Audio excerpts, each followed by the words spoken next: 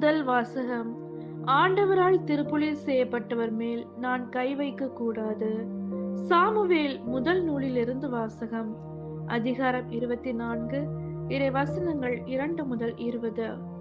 அந்நாட்களில் சவுல் இஸ்ரேல் முழுவதுமிலிருந்து தேர்ந்தெடுக்கப்பட்ட 3000 பேருடன் தாவீதையும் அவர் தம் ஆட்களையும் தேடி வரையாடுகளின் பாறைகளுக்கு எதிர்ப்புறம் சென்றார். அவர் சென்றபோது வழியோரத்தில் ஆட்டுப்பட்டிகளை கண்டார். அதன் அருகில் ஒரு குகை இருந்தது. இயற்கை கடன் கழிப்பதற்கு சவுல் அதனுள் சென்றார். அப்பொழுது தாவீதும் அவர் தம் ஆட்களும் அக்குகையின் உட்பகுதியில் இருந்தனர். தாவீதின் ஆட்கள் அவரிடம், இதோ உன் எதிரியை உன்னிடம் ஒப்புவிப்பேன், உன் விருப்பத்திற்கேற்ப அவனுக்கு செய் என்று ஆண்டவர் சொன்ன நாள் இதுவே என்றனர். உடனே தாவீது தவிழ்ந்து சென்று சவுலின் மேலங்கியில் தொங்கலை அவருக்கு தெரியாமல் அறுத்தார். தாவீது சவுலின் தொங்கலை அறுத்த பின் அதற்காக மனம் வருந்தினார். அவர் தம் ஆட்களை பார்த்து, ஆண்டவர் திருப்பொழிவு செய்த என் தலைவருக்கு எத்தீங்கும் செய்யாதவாறு ஆண்டவர் என்னை காப்பாராக. அவர் ஆண்டவரால் திருப்பொழிவு செய்யப்பட்டவரானதால் நான் அவர் மேல் கை வைக்க கூடாது என்றார். ஆதலின் தம் ஆட்கள் சவுலை தாக்காதவாறு தாவீது இவ்வார்த்தைகளால் அவர்களை தடை செய்தார்.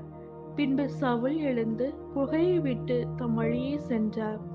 அதன் பின் தாவீதும் எழுந்து குகையிலிருந்து வெளியேறி சவுலை பின்தொடர்ந்து, அரசே, என் தலைவரே என்று அழைத்தார்.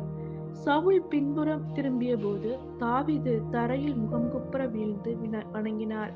பின்பு தாவீது சவுலை நோக்கி, தாவீது உமக்கு தீங்கு செய்ய தேடுகிறான் என்று சொல்லும் மனிதரின் வார்த்தைகளை நீர் கேட்கலாமா? இதோ குகையில் ஆண்டவர் உம்மை என்னிடம் ஒப்புவித்தார் என்பதை இன்று உம் கண்களே கண்டன. உம்மை கொல்ல வேண்டுமென சிலர் என்னை வற்புறுத்தினார்கள். ஆனால் அவர் ஆண்டவரால் திருப்பொழிவு செய்ய பெற்றவர். என் தலைவருக்கு எதிராக நான் கை ஓங்கக்கூடாது என்று சொல்லி நான் தான் உம்மை காப்பாற்றினேன். என் தந்தையே, பாரும், என் கையில் இருக்கும் உம் மேலங்கின் தொங்கலை பாரும். உம்மை கொல்லாமல் உம் மேலங்கின் தொங்கலை மட்டும் அறுத்து எடுத்துள்ள என் செயலை பார்த்தாலே என்னிடம் யாதொரு குற்றமோ துரோகமோ இல்லை என்பதை நீர் அறிவீர். நீர் என் உயிரை பறிக்க தேடினாலும் உமக்கு எதிராக நான் ஒரு குற்றமும் செய்யவில்லை. உமக்கும் எனக்கும் ஆண்டவர் நடுவராய் இருப்பாராக. என் பொருட்டு ஆண்டவரே உமக்கு நீதி வழங்கட்டும். ஆனால் உமக்கு எதிராக என் கை எழாது. முன்னோரின் வாய்மொழிக்கேற்ப தீயோரிடமிருந்தே தீமை பிறக்கும். ஆதலால் உம்மேல் நான் கை வைக்க மாட்டேன். இஸ்ரேலின் அரசர் யாரை தேடி புறப்பட்டார்? யாரை பின்தொடர்கிறார்? ஒரு செத்த நாயை அன்றோ? ஒரு தெள்ளு பூச்சியை அன்றோ? ஆண்டவர் நடுவராயிருந்து உமக்கும் எனக்கும் நீதி வழங்குவாராக. அவரே எனக்காக வழக்காடி உம் கை நின்று என்னை விடுவிப்பாராக என்றார். தாவீது இவ்வாறு சவுலிடம் பேசி முடித்த பின் சவுல், என் மகன் தாவீதே, இது உன் குரல் தானா என்று சொல்லி உரத்த குரலில் அழுதார். அவர் தாவீதிடம், நீ என்னிலும் நீதிமான். நீ எனக்கு நன்மை செய்தாய், ஆனால் நானோ உனக்கு தீங்கு செய்தேன்.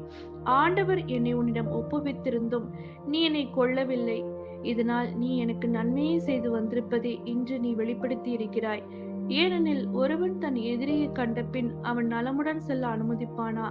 இன்று நீ எனக்கு செய்த நன்மைக்கு ஈடாக ஆண்டவரும் உனக்கு நன்மை செய்வாராக. இதோ நீ திண்ணமாய் அரசனாவாய் என்றும் இஸ்ரேலின் அரசை நீ உறுதிப்படுத்துவாய் என்றும் இப்பொழுது நான் அறிகிறேன். இது ஆண்டவரின் அருள்வாக்கு. இறைவா, மக்கு நன்றி.